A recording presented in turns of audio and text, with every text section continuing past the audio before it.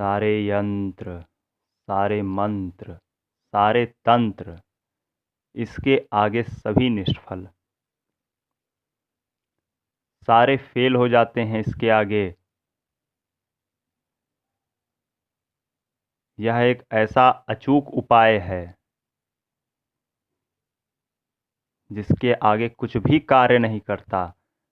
कैसा भी कुछ किया कराया गया हो, कैसी भी कोई ग्रह बाधा, नक्षत्र बाधा हो, कैसी भी भाग्य बाधा हो, कैसा भी प्रारब्ध हो, कैसी भी नियति हो, कैसी भी नियत हो, इसके आगे कुछ भी टिक नहीं पाता। आज हम आपको कुछ ऐसा ही बतलाने वाले हैं।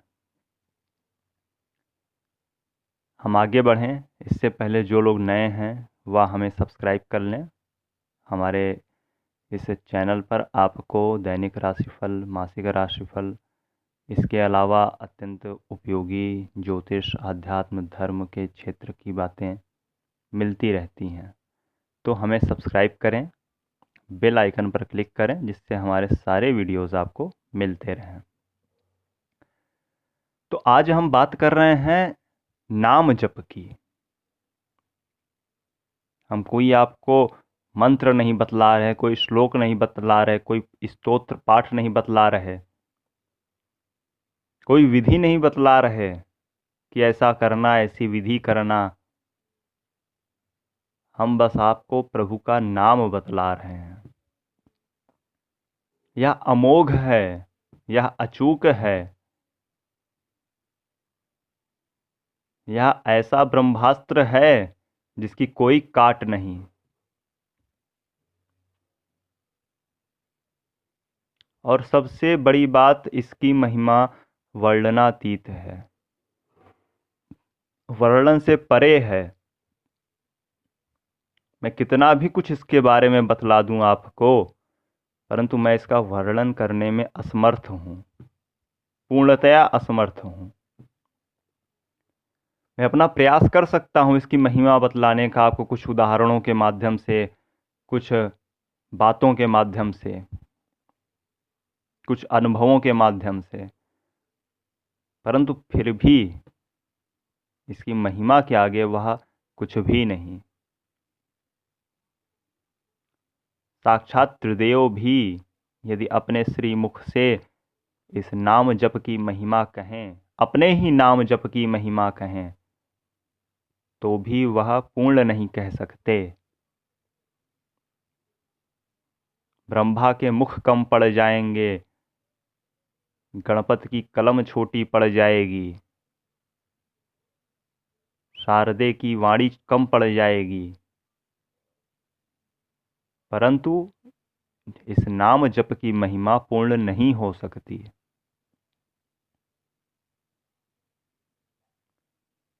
मैं किस नाम की बात कर रहा हूं? बार बार मैं नाम जप कह रहा हूं, तो नाम जप मतलब क्या? नाम जप मतलब कोई भी जो आपके इष्ट हैं उन्हीं का नाम। राम, कृष्ण, काली, दुर्गा, तारा, हनुमंत, भैरव, शिव, कुछ भी नाम है, उस नाम जप की महिमा। तो कोई विधि नहीं है, सबसे बड़ी बात, कि पूर्णिमा से चालू करना है या अमावस पे चालू करना है, सुबह करना है कि शाम करना है, कि कोई मुहूर्त देखना है कि दिन में करना है, या इसी समय करना, या पहन कर ही करना। ऐसा कुछ नहीं है। नहा कर ही करना या बिना नहाए करना, चलते फिरते करना या आसन पे बैठ के करना, माला लेकर करना या फिर कौन सी माला लेकर करना, किस दिशा में मुख करना, कोई भी नियम नहीं है। बस करना है, यही एक लौता नियम है, यही एक मात्र नियम है कि करते रहना है, उसमें कमी नहीं करनी। एक बात और कह दूं, भावना भी आवश्यक नहीं।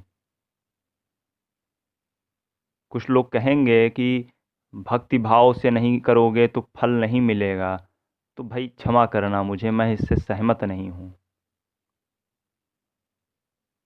यदि 11,000 वोल्ट का बिजली दौड़ रहा है ना, तो उसको पकड़ो तो करंट मारेगा।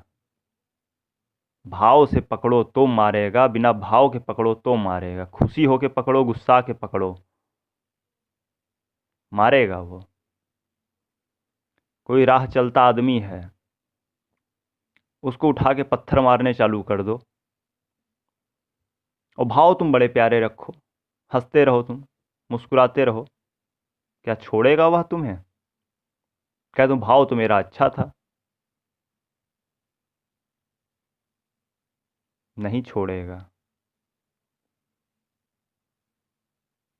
और किसी के बार बार पैर छुओ, बार बार प्रणाम करो, भले अंदर से तुम भाव गड़बड़ रखे रहो, भले वो व्यक्ति जान भी जाएगा इसका भाव खराब है, लेकिन फिर भी वो तुम्हें आशीर्वाद देगा। एक बार नहीं देगा, 2 बार नहीं देगा, लेकिन देगा। और पैर छूते छूते, पांव छूते छूते, सिर झुकाते झुकाते तुम्हारे मन के भाव भी बदल जाएंगे, यह भी ध्यान रखना। यदि तुम नाम ले रहे हो प्रभु का, राम राम कर रहे हो, कृष्ण कृष्ण कर रहे हो, तो संभव है, काफी हद तक संभव है कि प्रारंभ में तुम्हारे अंदर भक्ति भाव नहीं रहेगा, वह आह्लाद, वह आनंद, वह प्रेम नहीं जागेगा। लेकिन यदि करते रहोगे तो जागना प्रारंभ हो जाएगा, यह निश्चित तौर पर मैं कह सकता हूं। प्रारंभ में जब बच्चा छोटा होता है, 3 4 5 साल का, तो स्कूल ले जाते हैं, नहीं जाता है, पकड़ के ले जाते हैं। कभी कभी गार्जियंस को, पेरेंट्स को स्कूल के पास खड़े रहना पड़ता है, जबरदस्ती ले जाना होता है। लेकिन कुछ दिन में फिर बच्चा खुद से जाने लगता है। तो प्रारंभ करोगे तो भाव नहीं है। 99% लोगों के मन में भक्ति भाव नहीं होता। वह किसी मजबूरी में, किसी दुर्दिन के चलते भगवान को पकड़ते हैं। सबके साथ ऐसा होता है लगभग लगभग। आज जिसे हम तुलसी बाबा कहते हैं, उसे भी एक डपट पड़ी थी, एक दुत्कार मिली थी, और आज हम उनकी लिखी हुई चालीसा से लेकर रामचरितमानस तक पढ़ते हैं, उसके श्रवण का महात्म्य बतलाते हैं। तो बात है नाम जप की। बस करना है तो करना है, और करते करते रहना है। जो भी इष्ट बनते हैं वह करिए, भक्ति जागेगी अंदर। या मैं निष्काम के लिए अधिक बता रहा हूं। तो आखिर क्या है नाम जप की महिमा?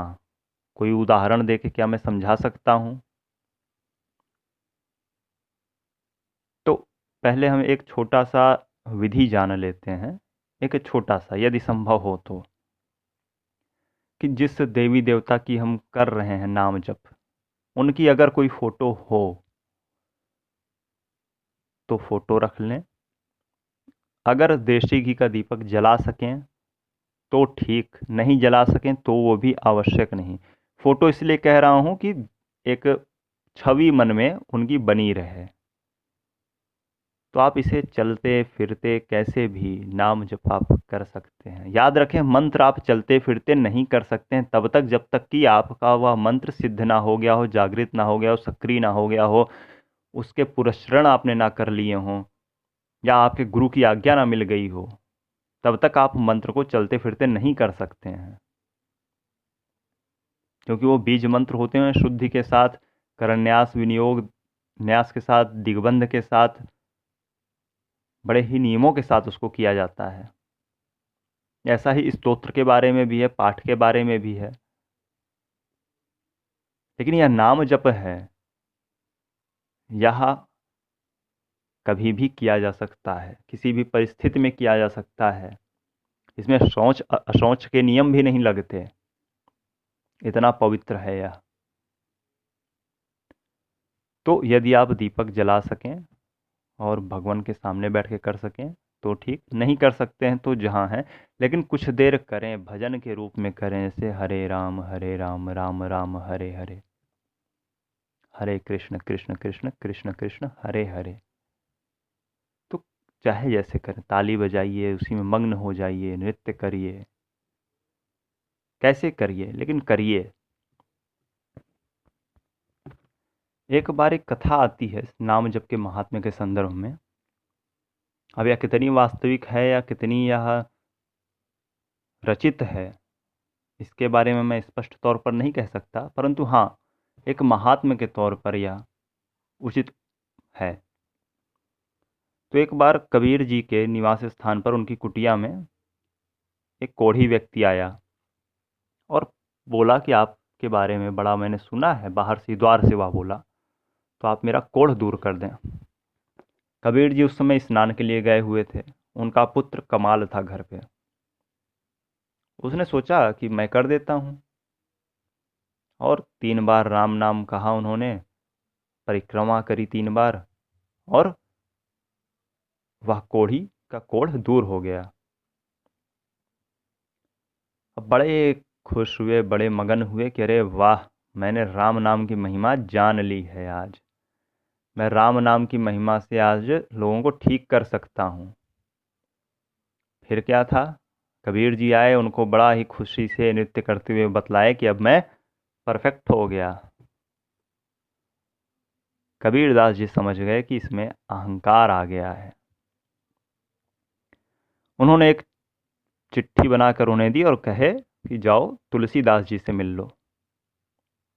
गए बड़े मगन में तुलसीदास जी के पास और कहे ये चिट्ठी तुम मत खोलना। गए और चिट्ठी तुलसीदास जी को दिए। तुलसीदास जी ने चिट्ठी पढ़ी और मुस्कुराए और कमाल से बोलते हैं, अच्छा बेटा जाओ और जितने शहर में कोढ़ी हों सबको तुम लेते आओ। बड़ा इनको लगा कि अरे अब चलें कोढ़ी ढूंढें, लेकिन फिर भी संत का आदेश था, पिता का आदेश था कि संत की बात मानना, तो चले गए। अब ढूल ढाल के 3-4 दिन में सारे कोढ़ियों को इकट्ठा किए। अब सारे कोढ़ी आ गए तो तुलसीदास जी ने एक कागज पर लिखा राम, और उस कागज को एक पानी में डाल दिया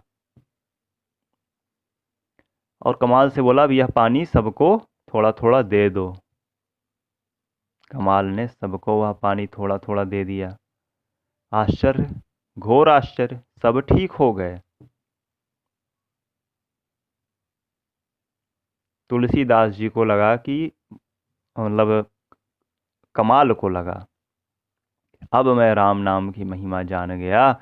मैंने तो एक को ठीक किया, वह भी 3 बार के उच्चारण व 3 बार परिक्रमा करनी पड़ी। इन्होंने एक कागज पर लिखा 1 बार और 500 कोढ़ी ठीक हो गए। तो ये है राम नाम की महिमा। फिर गए कबीरदास जी के पास, सारी कथा बतलाई। कबीरदास जी ने कहा कि अभी भी इसको राम नाम की महिमा समझ नहीं आई है। फिर बोलते हैं जाओ ये चिट्ठी लो और खोलना मत इसे, जाओ सूरदास जी के पास जाओ। अब भाई ये आते हैं सूरदास जी के पास। सूरदास जी उस समय स्नान कर रहे थे गंगा किनारे, जमुना किनारे, और जो है वहीं पर बगल में शमशान था तो लाशें वगैरह जल रही थी। इन्होंने चिट्ठी पकड़ाई, अपना परिचय दिया। वह चिट्ठी पढ़ उन्होंने एक शिष्य से पढ़वाई और फिर कहा इनसे, कमाल जी से,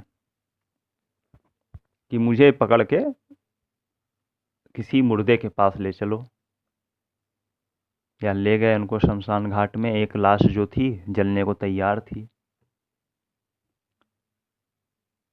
सूरदास जी आगे बढ़े और धीरे से बोला रा। मतलब माँ पूरा कह भी नहीं पाए थे और वह मृत व्यक्ति पुनः जीवित होकर उठकर बैठ गया। अरे इनके तो आश्चर्य का ठिकाना ना रहा कि यह क्या हो गया। इन्होंने तो राम नाम पूरा लिया भी नहीं, और मृत्यु जिसको कहते हैं कि यह अमिट है, कोई नहीं काट सकता इसको, स्वयं ब्रह्मा भी अपनी लेखनी नहीं मिटा सकते। इन्होंने मृत को जीवित कर दिया, नियति बदल दी आज।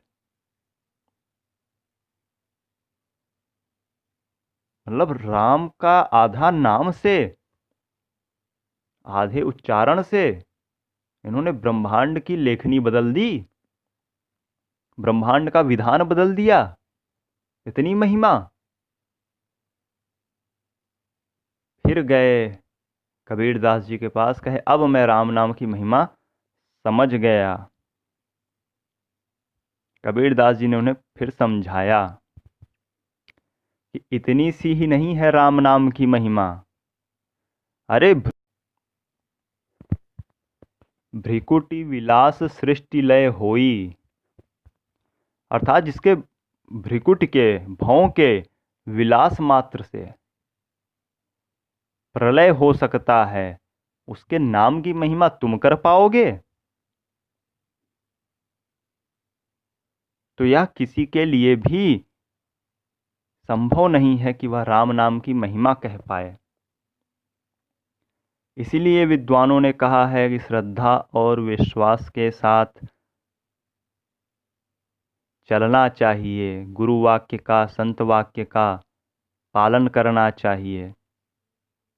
वहाँ अविश्वास, अश्रद्धा जैसी विकट परिस्थितियाँ कई बार निर्मित होती हैं, परंतु आपको गुरु आज्ञा का पालन करना चाहिए, उससे दूर नहीं भागना चाहिए।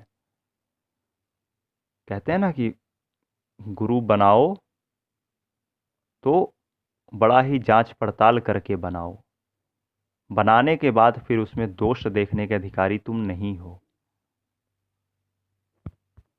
हमारे तब तो एक कहावत भी है कि पानी पियो छान के, गुरु बनाओ जान के।